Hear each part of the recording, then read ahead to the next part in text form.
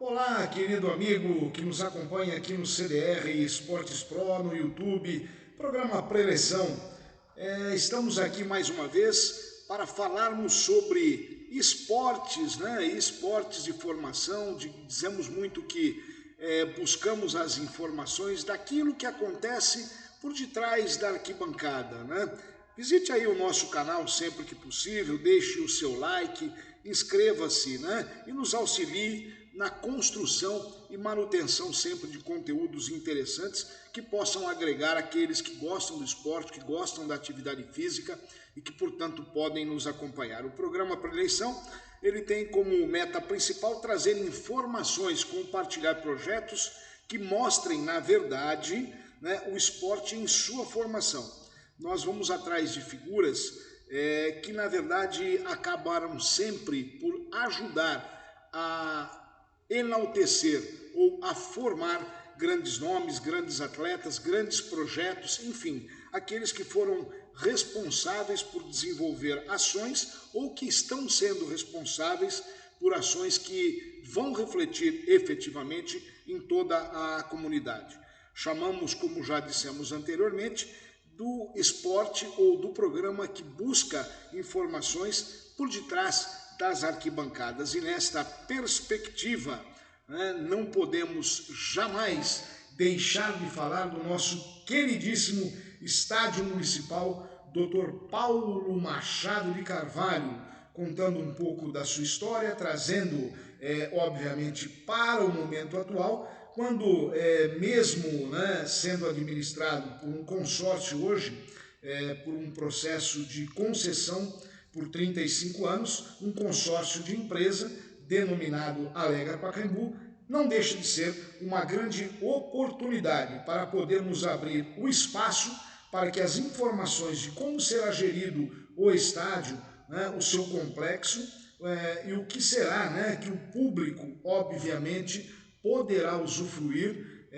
dentro desta nova versão, dentro desta nova visão, daquele que é o estádio mais amado do estado de São Paulo e talvez o mais amado do Brasil.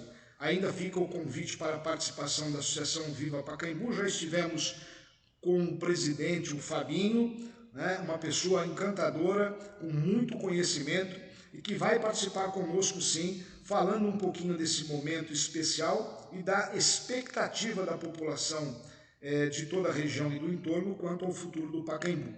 Nós vamos também abrir um espaço futuro aí de participação da empresa, né, da Alegra Pacaembu, para que a gente possa entender um pouco esse processo, dar oportunidades de que as dúvidas que hoje temos, elas sejam sanadas. Vamos iniciar então o nosso bate-papo aqui, contando um pouquinho a todos vocês, né, rapidamente, sobre algumas situações, né, principalmente de como é que a história do Pacaembu se fez. Né? É muito importante, toda vez que a gente comenta de um assunto, fazer um pouco do seu resgate histórico. Né? E nessa perspectiva, nós vamos lá para o ano de 1934, abril de 1934, quando Getúlio Vargas fez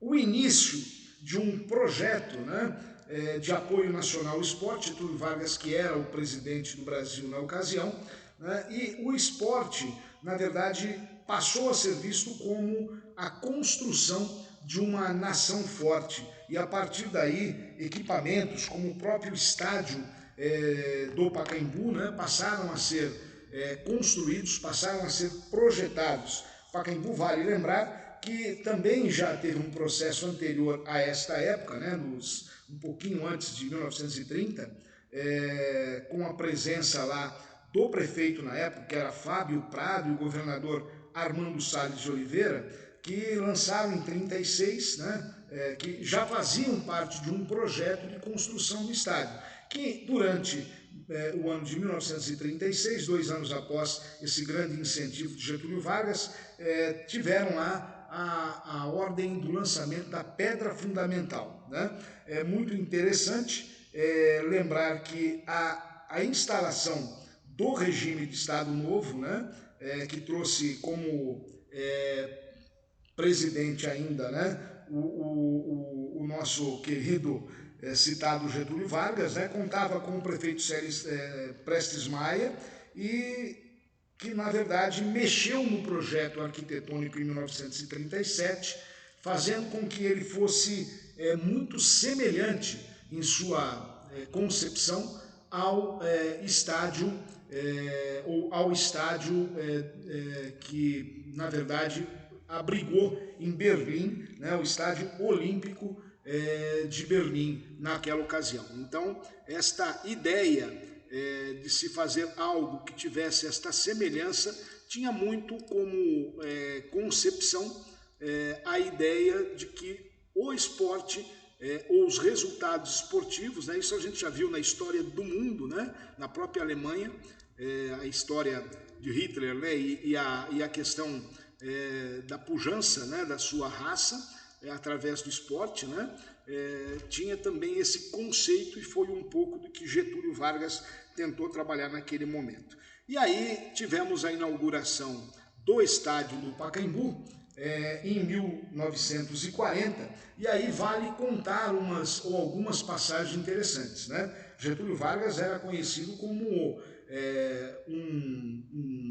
uma pessoa com um bom poder de uso das palavras, né? Era muito convincente, mas na ocasião da inauguração do estádio do Pacaembu em 1940, ele, que estava acompanhado pelo interventor, governador Adhemar de Barros, e pelo prefeito Prestes Maia, ele foi, por 50 mil pessoas lá, vaiado em sua declaração inicial, né? E aí, obviamente, existe uma relação para que isso justificasse a vaia, né? Porque o presidente Getúlio Vargas foi um dos principais componentes do golpe de 30, que tinha lá, na ocasião, como presidente, né, o presidente Washington Luiz, que era um cidadão paulista. E muito interessante que nesta foto que vocês estão vendo ali, as bandeiras que eram conduzidas, né, a maioria das bandeiras elas estavam fechadas, porque existia uma determinação de que nenhuma bandeira estadual ou bandeiras comemorativas de outras instituições pudessem ser aí conduzidas, abertas, e tivesse uma posição superior que a bandeira brasileira, a bandeira nacional. E nesta ocasião houve um momento muito interessante, que foi aberta lá, ou trazida por na entrada das delegações, das equipes, né, que faziam parte do futebol na época, do futebol paulista, né, brasileiro e paulista. Entrou uma bandeira com as cores do estado de São Paulo, né? E essa bandeira com as cores do estado de São Paulo traziam, obviamente, a bandeira do São Paulo Futebol Clube, né? E isto foi muito, muito bem recebido pela plateia, e até por este motivo tivemos a situação de que hoje São Paulo, desde aquela época, passa a ser conhecido como o mais querido. Foi um momento até de posicionamento dos paulistas, né, com relação à questão política que envolvia o Brasil.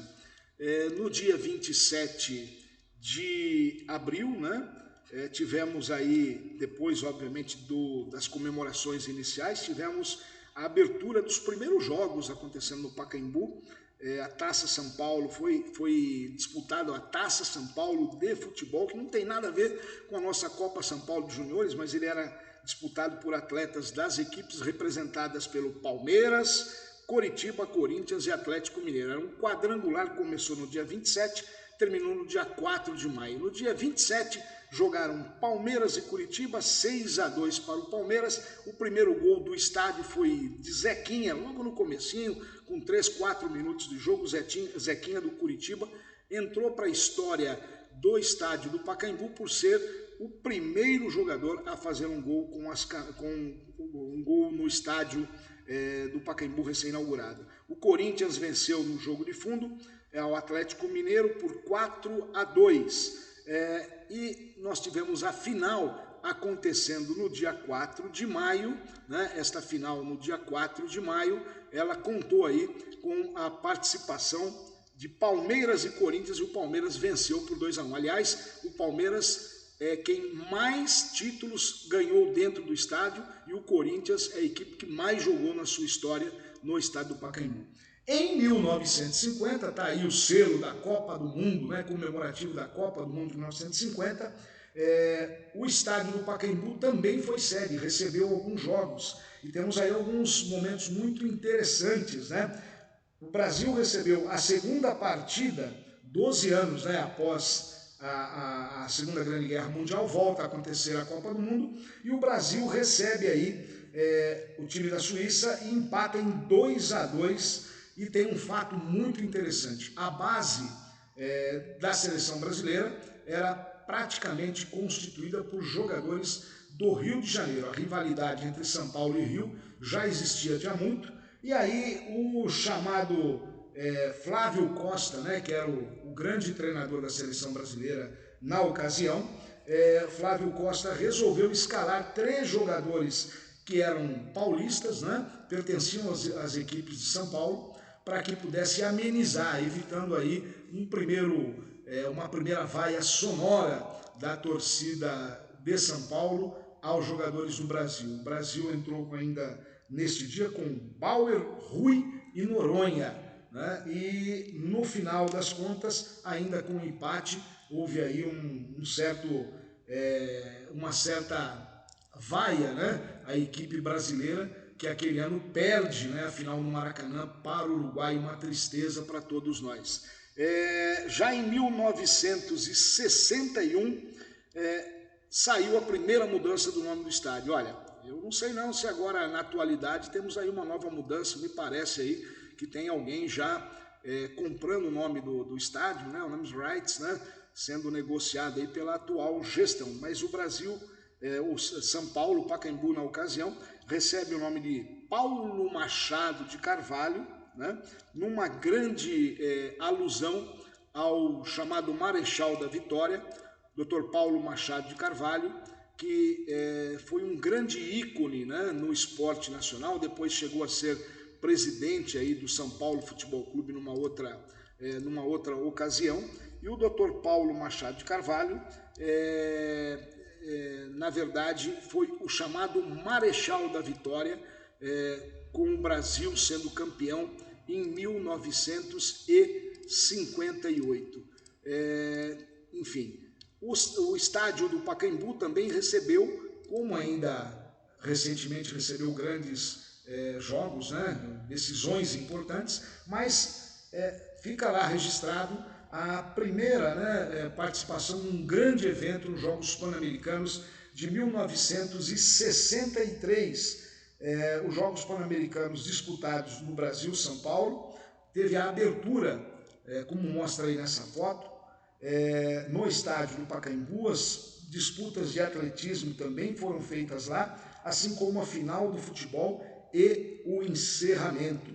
É muito interessante a gente também lembrar que, por volta de 1969, o então gestor público Paulo Salim Maluf destrói a concha acústica, né, que vimos nas primeiras fotos, e acaba aí construindo tobogã, aumentando a possibilidade de público para 70 mil pessoas na ocasião do estádio do Pacaembu, né? O Pacaembu, que na verdade hoje também não conta mais com o seu tobogã, tem uma nova gestão, e essa gestão tem um projeto totalmente diferenciado, e que, portanto, pode ser melhor explicado, melhor elucidado aí numa oportunidade futura aí. Mas o Pacaembu conta com um complexo esportivo que muito pouca gente conhece. A sua piscina é uma piscina olímpica, né? Ela foi concebida também e utilizada nos Jogos Pan-Americanos, pelo que consta na história, mas era uma piscina muito utilizada por mais de 2.000 frequentadores assíduos, né? Que tinham a sua participação gratuidade, né? Porque se tratava de um espaço público, né? Não só a piscina, que tem muita história para contar, com grandes atletas, né, grandes competições que lá aconteceram, polo aquático, sul-americano de polo aquático, Olimpíada Infanto-Juvenil da cidade de São Paulo, tínhamos lá jogos da cidade de São Paulo num passado mais recente, uma piscina de 50 metros, aquecida, muito bem tratada, muito bem preparado, né? E também contou com a presença de grandes nadadores lá, Gustavo Borges, Jean Madruga, enfim, muitas pessoas passaram por lá, desde aqueles que faziam um processo de aprendizado, como no programa que foi instituído, o programa Clube Escola, que tinham lá muitos jovens alunos vindos da periferia da cidade de São Paulo, né? E estes jovens participavam de ações de formação esportiva na modalidade do polo aquático, na própria natação, com profissionais que eram contratados lá pela própria Secretaria Municipal de Esportes e lá mantinham as suas atividades. O Pacaembu também conta com um dos locais mais bonitos de se ver pela sua projeção arquitetônica. Foi uma das primeiras quadras, se não a primeira quadra de São Paulo, construída, quadra de tênis, construída com cobertura, né? E o detalhe, não era uma cobertura simples, né? Esta era uma cobertura que contava com madeira importada, era uma madeira de lei muito imponente, né? E não havia um prego na ocasião da sua concepção. Era madeira intertravada, uma madeira que veio da Itália, consta aí nos autos do Pacaembu, que ela foi transferida, né, ou trazida para o Brasil na década de 1930. E este estádio, este local, né, que vocês conseguem observar aí, era um dos locais mais aprazíveis, né, e recebeu muita gente, né, inclusive Maria Esther Bueno, que denominou, dá um nome ao espaço hoje, né, do estádio, né, ou da quadra de tênis coberta, né, que é uma coisa absolutamente hoje ainda muito atual, muito embora eu não sei como hoje estas situações estão sendo resolvidas, mas é um espaço fantástico, assim como também no próprio Pacaembu, nós tínhamos lá, ou ainda tem, né? Não sei exatamente por quantas andam, mas existe lá um ginásio poliesportivo para 3.000 pessoas, um ginásio que já recebeu muitos eventos, né? Era ali talvez um dos pontos mais lembrados na Forja dos Campeões. Ali acontecia sempre semanalmente o programa Forja dos Campeões, que traziam grandes nomes do boxe nacional, né? Éder Joffre, Maguila, Luiz Carlos Fabre, entre outros tantos, estiveram ali desfilando as suas luvas dentro do ginásio, que ainda recebeu torneios internacionais de basquete. Por lá passaram Magic Paula, Hortência, Marta, Ubiratã, enfim, muita gente de qualidade, Mauri, torneios de voleibol, jogos da cidade de São Paulo, enfim, uma série de ações que muito pouca gente conhece, né? Num local muito interessante mesmo. O próprio estádio do Pacaembu, em sua história, contou lá com eventos importantíssimos. Nós tivemos, além de grandes shows, né, que aconteceram no estádio, tivemos aí a chegada do Papa, né, no ano de 2007, a visita do Papa Bento XVI, né, sem contar com shows musicais que lá aconteceram, Iron Maiden, Luciano Pavarotti, Paul McCartney, Rolling Stones, enfim, muita gente boa passando ali, muito show acontecendo, muita atração na história do Pacaembu. Que durante algum tempo, né, teve aí uma interrupção nestas ações que são ações, né, de eventos, né, mediante aí uma ação judicial movida pela Associação Viva Pacaembu, né? A Associação Viva Pacaembu tinha como meta aí a preservação dos espaços, né, do Pacaembu, enfim, a Viva Pacaembu tinha na sua história, né, um olhar muito específico para o bairro, pelo entorno, né, e sempre diziam que os eventos que aconteciam lá eram prejudiciais à segurança, ao sossego do entorno da população, uma vez que a população cresceu muito ao redor do estádio, né? Ali são casas muito interessantes, né, que foram construídas no entorno, e obviamente o desconforto causado durante estas atividades, né, elas acabaram por levar a uma liminar no ano de 2005 da associação proibindo o acontecimento de eventos, shows, etc., né, que levassem um certo problema aí à segurança, ao sossego, e foi em 2010 também referendado pelo próprio Tribunal de Justiça, que manteve a decisão sem shows e eventos que não eram ligados ao esporte. Em 2019, aí sim, vem a concessão do estádio do Pacaembu à iniciativa privada. Isto partiu inicialmente de anos anteriores de uma ideia, de uma ação já promovida pelo então prefeito à época, né? E obviamente ela se consumou no ano de 2019, melhor dizendo, onde um consórcio, né, de empresas, né, foi o detentor do resultado final, ganhou aí o processo licitatório com a possibilidade de estar aí desenvolvendo as ações através de um projeto de reconstrução do Pacaembu, que manteve, até pelo próprio tombamento que era estabelecido pelo Condefá, sua fachada, suas laterais, mas que seria todo remodelado internamente e, portanto, teria aí uma exploração comercial por 35 anos a princípio, né? E exatamente neste momento que entram muitas dúvidas, não minhas simplesmente, mas da população como um todo, né? E que isto traz a todos nós uma grande preocupação, né, de como que o estádio será gestado, né, a partir de então, né?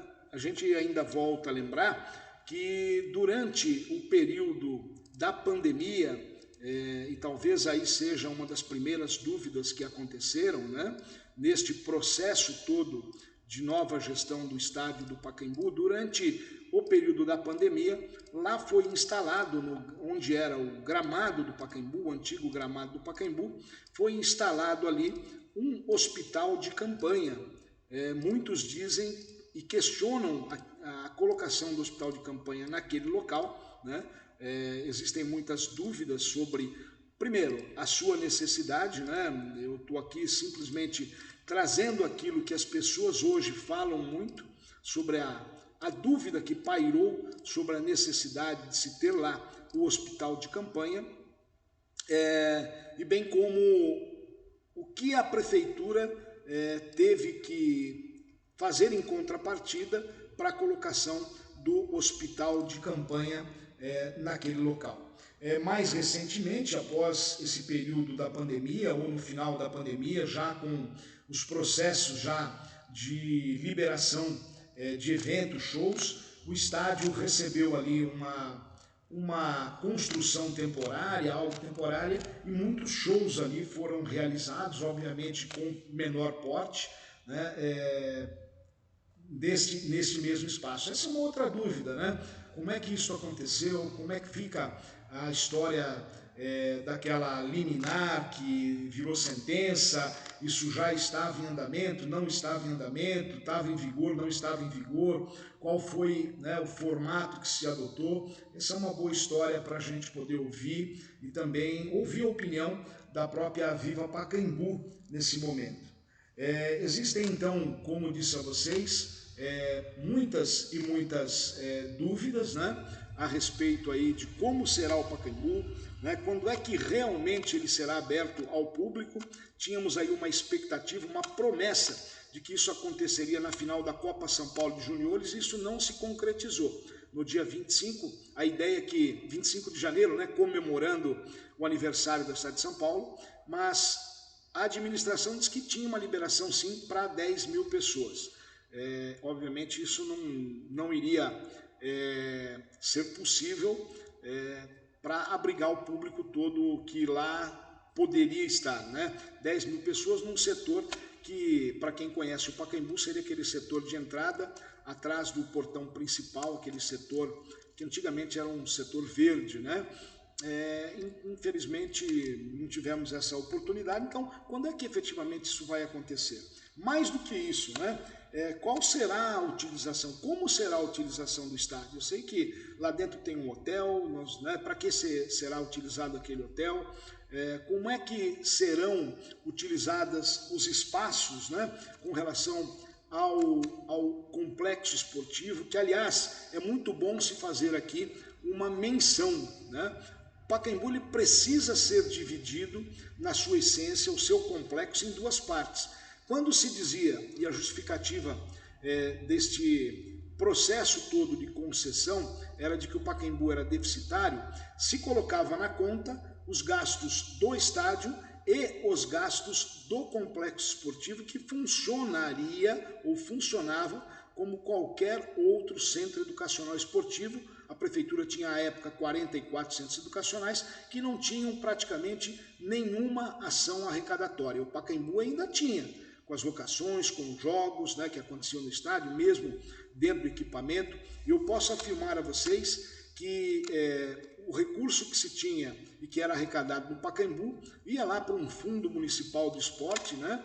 E ele era muitas vezes redistribuído em projetos que atendiam a população em todos os demais centros educacionais esportivos. Então, esta história também é uma história que nunca foi bem contada. Para nós que estávamos lá, não era exatamente isso que acontecia, né? Mas, enfim, fica aí, que o Pacaembu precisava, sem dúvida alguma, de uma repaginação. Isto era fato contado, né? Os nossos banheiros em dias de jogos eram desconfortáveis, com muito banheiro químico para suplementar a necessidade, enfim, existiam muitas ações que precisavam ser melhoradas, né? Isto não há o que negar. Então é preciso entender todo esse processo e é preciso abrir um espaço, é isso que nós estamos fazendo aqui no programa Pré-Eleição, para que a gente tenha os esclarecimentos, como munícipe, né, como cidadão, né, por se tratar de um espaço que foi concebido como espaço do poder público, para o público, para a população de São Paulo. Fica aqui então o nosso convite novamente, não conseguimos trazê-los nesse primeiro programa, mas já temos aí a predisposição do presidente do Viva Pacaembu em participar conosco na próxima edição. Pessoal, não percam, vai ser muito, muito interessante. Assim como provavelmente teremos o pessoal da Alegra, né, também nos dando aí a sua contribuição, falando um pouquinho sobre o futuro do estádio. Queridos amigos, mais uma vez agradeço por estarem conosco aqui. Vamos lá, né? Acompanhem a gente aqui no canal do YouTube, aqui no nosso CDR Esportes Pro. Chega lá, vamos ver o programa Pré-Eleição, todos os programas que são realizados pelo canal, né? Acompanhem-nos sempre. Às segundas-feiras temos aí o Toque de Bola Especial, um programa de entrevistas, de entretenimento, fala muito de esportes e futebol. Nas terças-feiras temos aqui o Ayrton, o nosso querido amigo, né, Arthur Ortega, que eu ia falar Ayrton Senna, né, que fala muito sobre Ayrton Senna também, fala muito sobre Fórmula 1. Na quarta-feira, Edmundo Lima Filho, ex-árbitro de futebol, aliás, ex não, porque sempre, quando foi, sempre será, né? Edmundo Lima Filho falando sobre futebol, regras e algumas curiosidades, né? Na quinta-feira, estamos nós aqui com o programa Pré-Eleição e na sexta-feira, Edilson Lima fazendo uma abordagem sempre sobre a programação que foi desenvolvida. Um forte abraço a todos vocês e até o próximo programa.